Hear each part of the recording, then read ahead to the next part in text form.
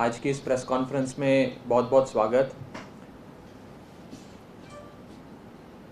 BJP का मतलब भारत की जाहिल पार्टी, ये अब सत्य हो गया है इस देश में। भारतीय जनता पार्टी सही मायनों में गुंडों की, लफंगों की पार्टी बन गई है और इसे कहने में हमें कोई गुरेज नहीं है कि बीजेपी स्टैंड्स फॉर भारत की जाहिल पार्टी।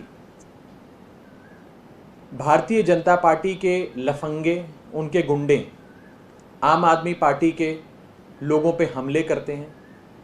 आईआईटी से पढ़े हुए, इनकम टैक्स कमिश्नर की नौकरी करने वाले, विश्व प्रसिद्ध दिल्ली के लोकतांत्रिक ढंग से चुने हुए मुख्यमंत्री आदरणीय अरविंद केजरीवाल जी के घर पर बीजेपी के गुंडे हमला करते हैं, तोड़फोड़ करते हैं और उसके बाद भारतीय जनता पार्टी उन्हें भुलाकर सम्मान देती है, फेलिसिटेट करती है, सिरोपा पहनाती है, शॉल चढ़ाती है, फोटोएं खिंचवाती है, प्रेस रिलीज जारी करती है और सम्मान करती है। भारतीय जनता पार्टी ने पिछले कुछ समय में लगातार अपनी गुंडागर्दी और लफंगई का परिचय देते हुए कभी मुख्यमंत्री अरविंद केजरीवाल जी के घर पे हमला किया। 10 दिसंबर 2020 को दिल्ली के उप मुख्यमंत्री मनीष सिसोदिया जी के घर पे तोड़फोड़ करी, उनके दफ्तर में घुस गए, वहां पर शीशा तोड़ा, कांच तोड़ा, उनके परिवार वालों को, उनकी वाइफ को, उनके फैमिली मेंबर्स को धमकाया।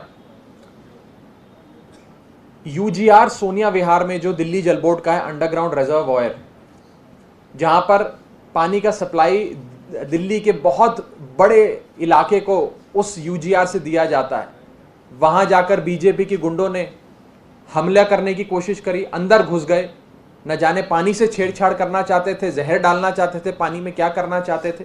यह वारदात अप्रैल 2022 की। दिल्ली जल बोर्ड, जब मैं दिल्ली जल बोर्ड का वाइस चेयरमैन था, तो आदेश गुप्ता जो भाजपा के प्रदेश अध्यक्ष हैं, वो एक मॉब को लीड करते हुए दिल्ली जल बोर्ड के कार्यालय के अंदर आए, पूरा ऑफिस उन्होंने तोड़ दिया। मेरा कमरा जहां मैं बैठता था, वहां पे प्रिंटर, अरविंद केजरीवाल जी की फोटो, डेस्क, गमले सब तोड़ दिया और खूनो खून उस पूरे इलाके को उन्होंने कर दिया। भारतीय जनता पार्टी अपने पिछले कुछ दिनों के कंडक्ट से इस बात को साबित उन्होंने किया है कि वो वास्तव में गुंडों की और जाहिलों की पार्टी है।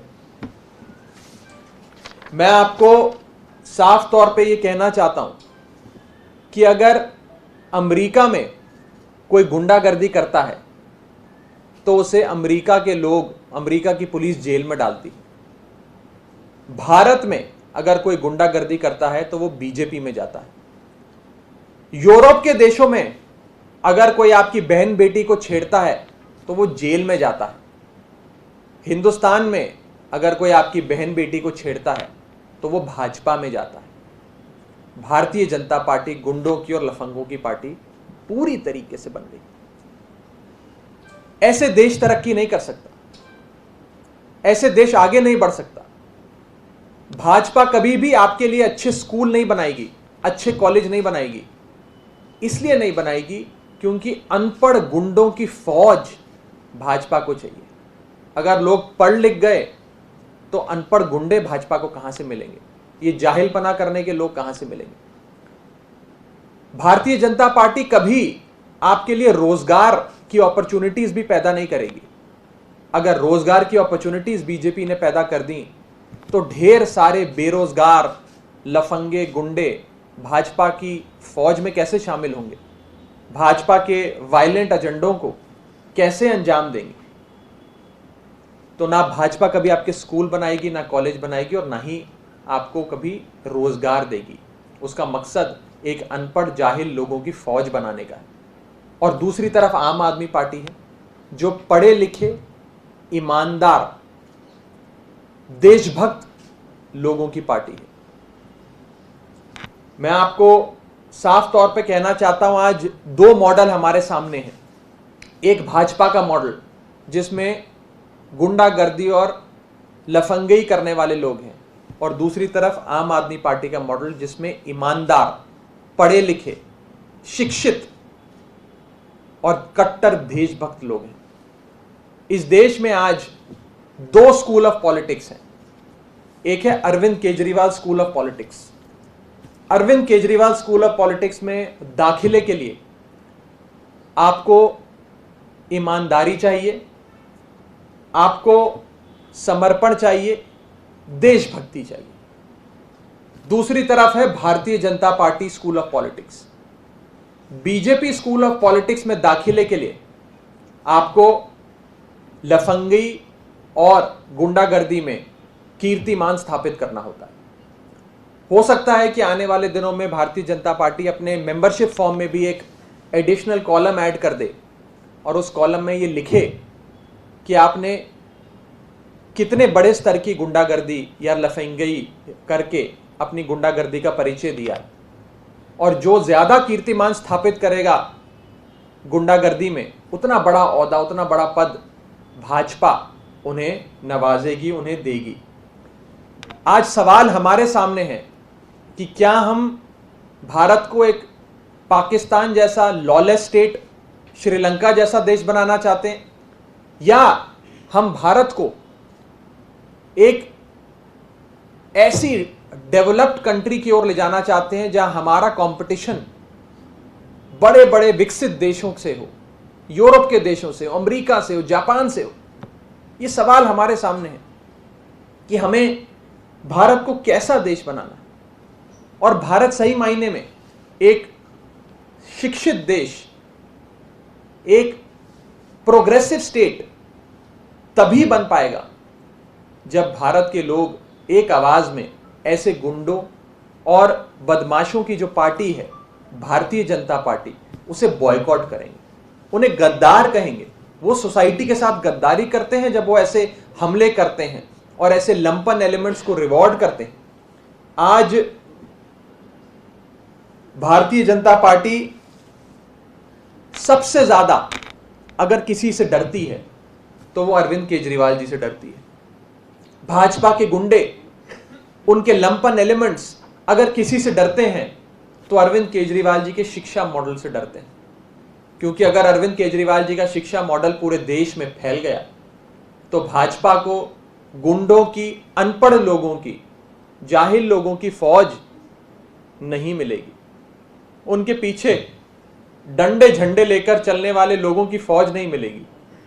और इसीलिए कभी भी भाजपा आपके लिए ना स्कूल बनाएगी, ना अस्पताल बनाएगी, और ना ही आपके लिए कभी कोई एम्प्लॉयमेंट अपॉर्चुनिटी बनाएगी। मैं आपको कहना चाहता हूं साफ तौर पे कि इस देश को एक ईमानदार और देशभक्त विकल्प चाहिए। इस देश को अनपढ़, गुंडागर्दी और लफंगई करने वाले लोगों से छुटकारा चाहिए। हम सबको मिलकर भारतीय जनता पार्टी का और उनकी पॉलिटिक्स का बॉयकॉट करना चाहिए। ये भारत में ही होता है कि जो व्यक्ति गुंडागर्दी करता है उसे भाजपा में शामिल किया जाता है, और देशों में अगर कोई गुंडागर्दी करता है तो वो शख्स जेल में जाता है।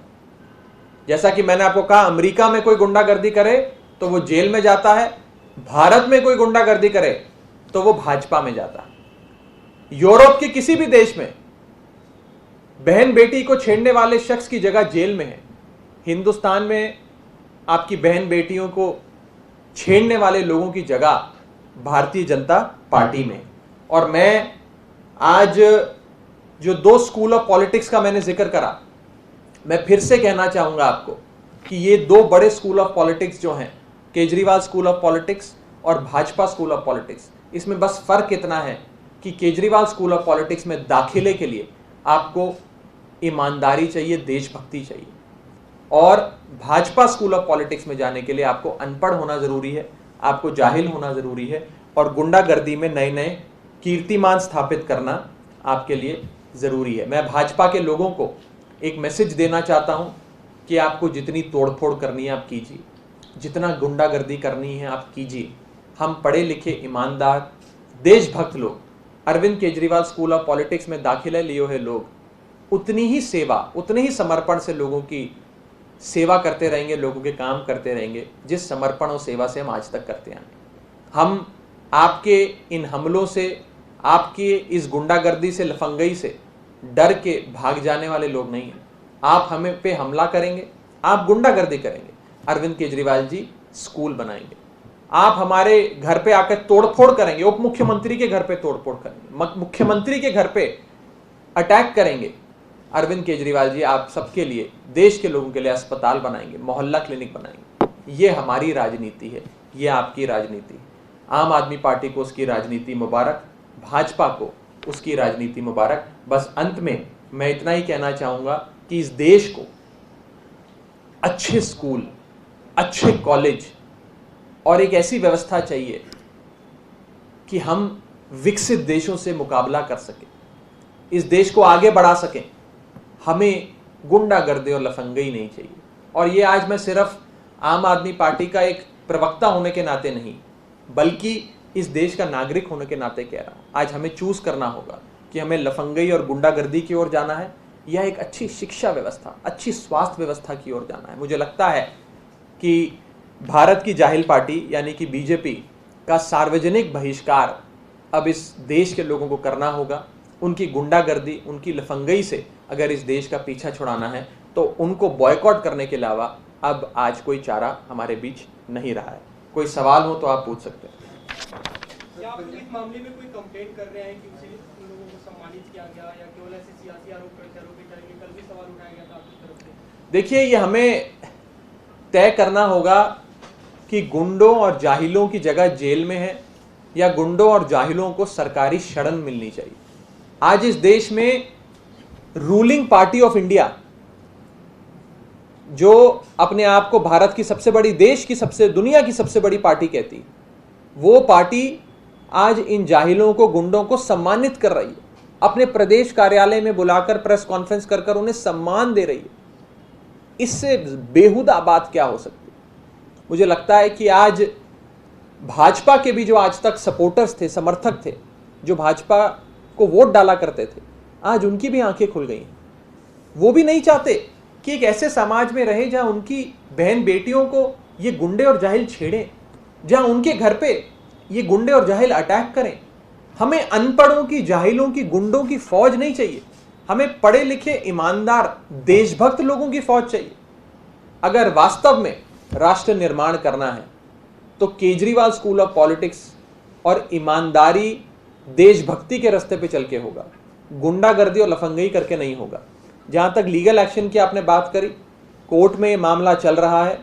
दिल्ली हाई कोर्ट में आम आदमी पार्टी के एक विधायक ने ही एक याचिका डाल के इसे दिल्ली हाई कोर्ट के सामने ये मामला रखा है। मामला विचाराधीन है और मेरा ये विश्वास है कि दिल्ली हाई कोर्ट जरूर इस मामले में संज्ञान लेगा कि कोई छोटी मोटी पार्टी नहीं, कोई कल पैदा हुई पार्टी नहीं, लेकिन भारत की सत्ताधारी पार्टी, जिसकी केंद्र में पिछले 8 साल से सरकार चल रही है, वो पार्टी आज गुंडों को, लफंगों को, जो एक लोकतांत्रिक ढंग से चुने हुए मुख्यमंत्री के घर पे अटैक करते हैं, उन्हें रिवॉर्ड करती।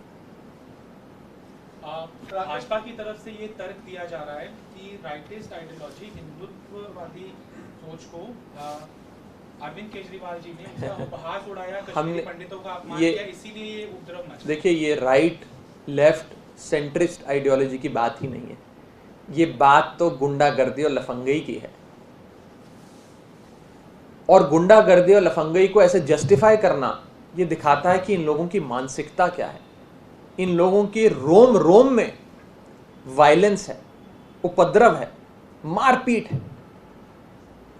मैं इसीलिए कहता हूं कि भाजपा का मतलब, बीजेपी का मतलब अब भारतीय जनता पार्टी नहीं रहा, भारत की जाहिल पार्टी बन गया है। ये एक जाहिलों की फौज बन गई है, अनपढ़ों की, गुंडों की फौज बन गई है। एक तरफ आम आदमी पार्टी में पढ़े लिखे, ईमानदार, शिक्षित, देशभक्त लोग हैं, और भारतीय जनता पार्टी का देखिए, भारतीय जनता पार्टी अपने प्रेस कॉन्फ्रेंस में गुंडों को बुलाकर उन्हें रिवॉर्ड करती है, फेलिसिटेट करती है। इससे ज्यादा शर्म की बात क्या हो सकती है? What message does BJP want to send out among its cadres also by felicitating these people? This is a very important question. The message that BJP wants to drive home, the message that BJP wants should reach each and every karyakarta of the Bharatiya Janata Party is that if you indulge in some hooliganism, if you orchestrate and execute this sort of vandalism, BJP is here to protect you. The government machinery headed by the BJP is there at your service. We offer you complete impunity. We offer you complete political patronage.